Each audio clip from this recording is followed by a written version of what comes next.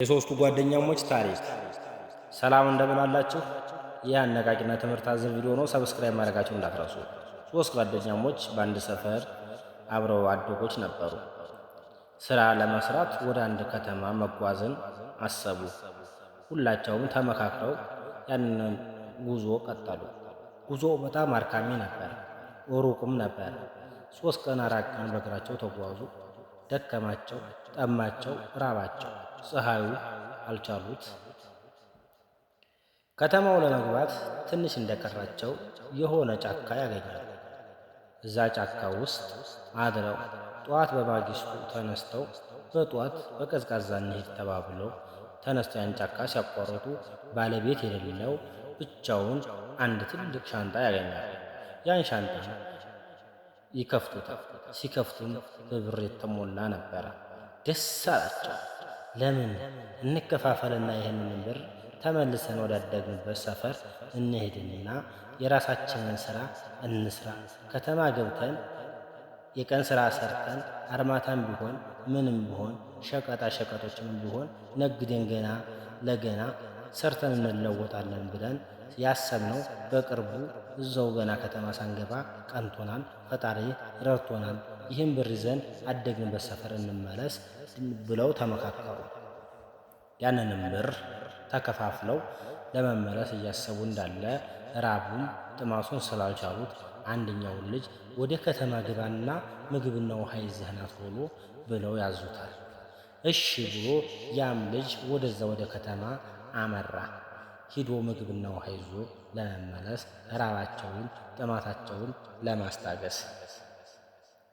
ያም ልጅ ብቻውን እየሄደ እንዳለ ሰይጣንና ተንኮል በውስጡ አደረበት።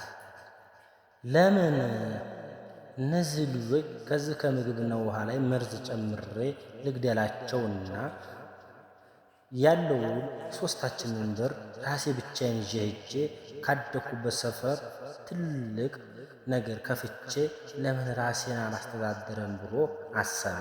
እንዳሰበውም መርዝ ገዝቶ ከሚጠጣውና ከሚበላው ላይ መርዝ ጨመረበት። እንደዛ አርጎ ሲመለስ እነዛን 2 ጓደኛሞች እነሱም በውስጣቸው ክፋትና ተንኮል ሰይጣን በውስጣቸው አደረና ለምን ያለ ሲመጣ አንገለውም እንግደለውና ሁለታችን ያንን ብር ተከፋፍለን ለምን ይዘን ራሳችን አንሄድም ብለው አሰቡ። ያም ድርስ ከማለቱ ተነስተው ይገድሉታል።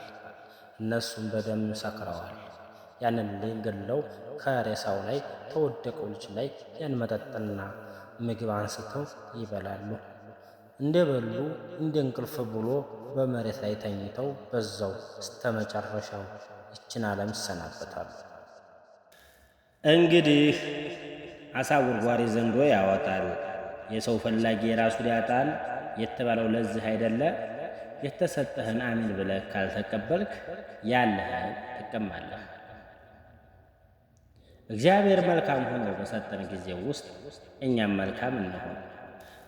እንግዲህ ላይ አሳ ጉርጓሪ ዘንዶ ያወጣል፣ የሰው ፈላጊ የራሱን ያጣል የተባለው ለዚህ አይደለ?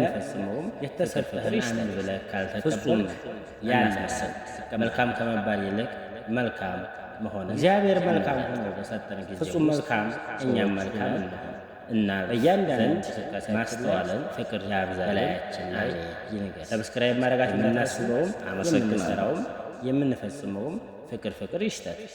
ፍጹም አናስመሰል። መልካም ከመባል ይልቅ መልካም መሆንን እንምረጥ። ፍጹም መልካም ሰዎች ሁነን እናልፍ ዘንድ ማስተዋልን ያብዛልን። አሜን። ሰብስክራይብ ማድረጋችሁ እንዳትረሱ። አመሰግናለሁ።